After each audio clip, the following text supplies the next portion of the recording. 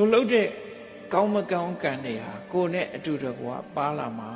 တဲ့ဘဝတန်တရား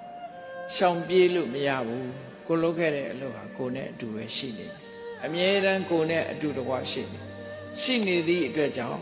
လူတွေဟာတယောက်နဲ့တယောက်မတူညီတဲ့သဘောတွေအသက်တိုတဲ့လူကတိုးအသက်ရှည်တဲ့လူကရှည်ရုပ်ချောတဲ့လူကချောရုပ်ဆင်းရဲတဲ့ကျုပ်ဆိုးတဲ့လူကဆိုးပစ္စည်းဥစ္စာပေါ်တဲ့လူကပေါ်တယ်ဆင်းရဲတဲ့လူကဆင်းရဲတယ်ဆိုတဲ့ကွဲပြားခြားနားမှုတွေဟာဘယ်ဘုရားသခင်ကဖန်ဆင်းတာမှမဟုတ်ဘူးကိုယ်တိုင်လှုပ်တာဘုရားသခင်ဖန်ဆင်းရင်ဘုရားသခင်ပြစ်တင်နေကြအောင်မယ်အခုပြစ်တင်စရာမရှိဘူးဘယ်သူမပြုတ်မိမိမှုကံကြမ္မာနဲ့တန်တရားဆက်ဆက်နေတယ်ဆိုဒီအမြင်မျိုးအဲ့တော့ဒီအမြင်မျိုးမြင်ထားခြင်းအပြင်ငါလုံးလို့ငါဖြစ်တာဆိုရင်ကိုယ့်ကိုယ်ပဲပြစ်တင်မှုရှိတယ်လူကကိုယ့်ကိုယ်ကြတော့ပြစ်မတင်ဘူးနော်